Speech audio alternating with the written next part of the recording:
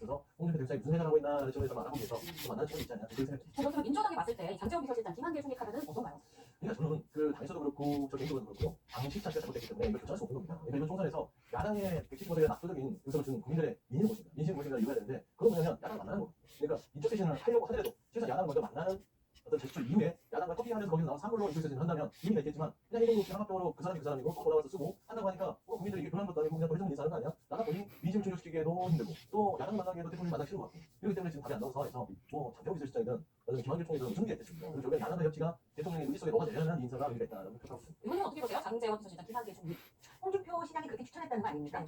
근데 홍준표 시장은 한두 해 정치를 해본 사람이 아니에요. 굉장히 노련하죠. 그래서 이건 제 개인적인 생각인데요. 제가 추측할 때는 지금 홍준표 시장이 대통령의 마음을 거의 꿰뚫고 듣고 싶은 얘기를 해주는 건가? 라는 생각이 들 정도예요. 그래서 한동훈 위원장에 대한 비찬 비난도 그렇고요. 그리고 가가지고 그랬다는 거 아닙니까? 총리는 김한길, 그 다음에 비서실장은 장재원. 아마 홍준표 시장이 생각할 때는 그게 윤 대통령이 가장 듣고 싶은 소리였다라고 지금 이미 판단하고 그렇게 얘기한 걸까? 왜 그런 생각을 하느냐면 가가지고 그랬다는 거 아닙니까? 지금 당원 당규에 의하면 당대표를 뽑으려면 당신 100%인데 그걸 계속 유지하라고 했다는 거예요. 오히려 우리 상식으로는 홍준표 시장이 그것도 바꾸라고 해야 홍준표 시장 나온 것처럼 느껴지는데 오히려 가가지고 대통령하고 저녁 먹으면서 이거 당신 100%는 이거 그대로 밀어붙여야 된다라고 얘기를 했다는 거 봐서는 지금 홍준표 시장은 그렇게 대통령이 원하는 얘기를 해주면서 본인이 100건 가도에 가까이 갈 수 있다고 생각한 걸까?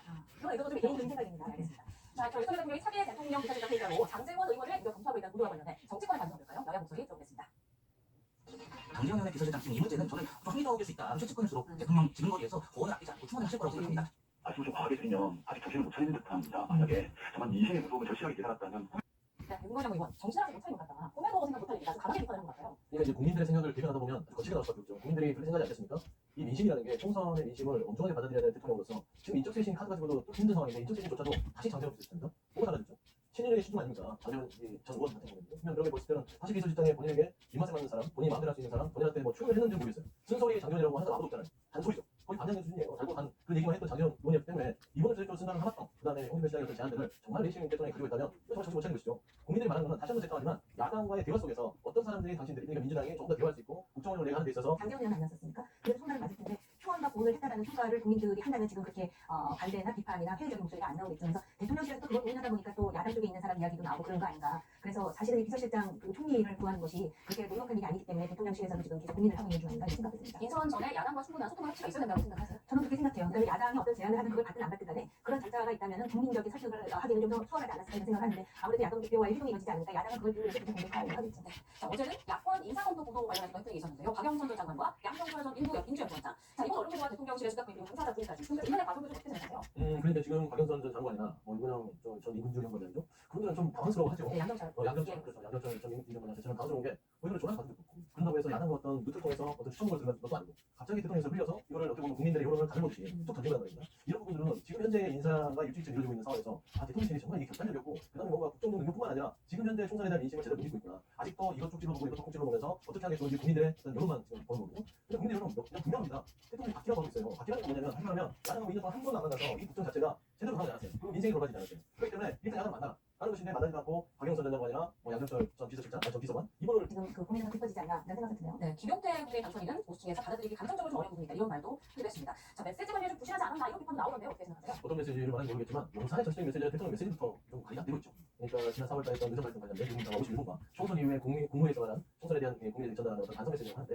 그 두 가지 메시지를 보면 메시지 관리가 안 되죠. 대통령은 지금 이 얘기를 하고 있는데 국민들은 다 이거 무슨 얘기야 이렇게 얘기하면 안 되는데 의정 활동 2,000명 중은 하신다는데 그랬는데 대통령이 뒤에서 4시간 뒤에 추적하듯이 해석을 했잖아요. 이것도 마찬가지입니다. 국무회의에서 이번에 제가 그 대통령 조사 내가 잘못한 게 별로 없는 것 같아요. 국무위원들 자신들이 이래서 국정원에 오는데 세심하게 국민들한테 뭔가 시간 되도록 못한 당신들은 책임 커요. 지체가 듯한 그런 메시지인데 또한 두세 시간에 또 대통령실에서 반성하고 있고 비공개로 굉장히 송구해서 국민들이 그러니까 반응으로서 이제 아마 그 회복하려고 했던 생각이 없지 않았던 것 같은데 여기 지금 그 김건희 여사 뭐 없는 얘기가 나오면은 이거 자체를 받았고 그거를 이재명 대표에게 보고를 했느냐 여부예요. 그래서 보고를 해서 이재명 대표가 알고 있느냐 여부예요. 이건 굉장히 중요한 사법 리스크 중에 하나인데 선거가 끝나자마자 술파티를 해서 진술 조작을 해요당했다라고 지금 얘기하고 있지 않습니까? 그런데요 이화영 전 부지사가 이재명 대표가 알고 있다라고 진술한 거는요 6월 30일 이전에도 있었어요. 그러니까 뭐 6월 19일이라든지 여러 그 경우의 수가 있었단 말입니다. 그런데 6월 30일에 결국은 검찰 측에서 이렇게 보고를 했다라고 좀 더 강력히 써주세요 해가지고 자기가 술을 먹고 이거 회유당했다라고 지금 주장하는 거거든요. 그런데 저 회유를 해서 결국은 그 진술 조작을 했다라고 하는 시점은 6월 30일이고 술을 마셨다라고 하는 건 6월 30일 밤이에요. 이거 자체도 좀 시점이 다를 뿐만 아니라 결국은 이재명 대표가 알고 있다라는 진술도 그 전에 6월 30일 전에 여러 차례 있었다라는 것이에요. 그렇기 때문에 과연 술을 마시고 술파티를 한 결과로 회유를 당해서 조작을 했느냐의 얘기가 지금 앞뒤가 안 맞는다는 것이죠. 그렇기 때문에 검찰은 지금 갑자기 마치 또 쓰나미처럼 좀 이런 주장을 하면서 검찰 특히 수원지검을 아주 굉장히 거의 뭐 그 뭐라 그럴까 그런 술파티나 하고 진술을 조작하는 걸로 하고 있는데요. 내용을 다 샅샅이 공개하시면 될 것 같아요. 지금. 그러면은 저 조작이라는 주장이 얼마나 많은 허구가 있는지, 그리고 이화영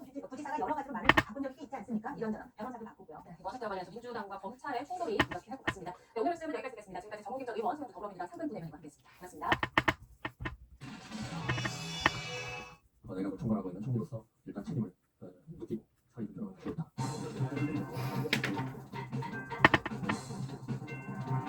권력감을 다수적으로 가진 민주당이 맡겼고 그리고 이번 총선에 20이 없는 생각을 합니다. 아무래도 우려도 역시 기운이 다수다 20이 없는 국내 황사가 기승을 부리고 있습니다. 현재 전국의 미세먼지 농도가 매우 나쁜 수준을 보이고 있고요. 전국의 미세먼지 특보가 강원과 영남에 대한 황사 위기 경보도 발령 중입니다. 내일도 경기 남부와 충청 이하로는 공기가 탁하겠지만 오후부터 대부분 해소되겠고요. 경남 지역만 종일 나쁜 수준을 보이겠습니다. 공기는 탁하지만 하늘 무척 맑게 변화했습니다. 다만 햇살이 강하게 내리쬐면서 기온이 크게 올라 대기가 불안정해졌는데요. 강원 산간과 경북 북동산간 지역은 오늘 오후 한때 소나기가 내리는 곳이 있겠습니다. 내일도 하늘 무척 맑게 변합니다. 일교차도 크겠는데요. 내일 아침 기온은 서울이 12도, 대전 10도, 부산은 14도로 출발하고요. 한낮의 기온이 서울이 25도, 대전도 25도, 부산은 23도까지 올라서 오늘만큼 덥겠습니다. 오늘 아침 제주도와 남해부터 비가 시작돼 낮 동안 전국으로 확대되겠는데요. 제주도와 남해안 지역에는 많고 강한 비가 잦은 전망입니다. 날씨였습니다. 월요일 24 잠실의 이어집니다. 시청해주신 여러분 고맙습니다. 내일 잘 먹어야 하는데 내일 중요한 날인데 병이 소나무는 소나무의 연관입니다.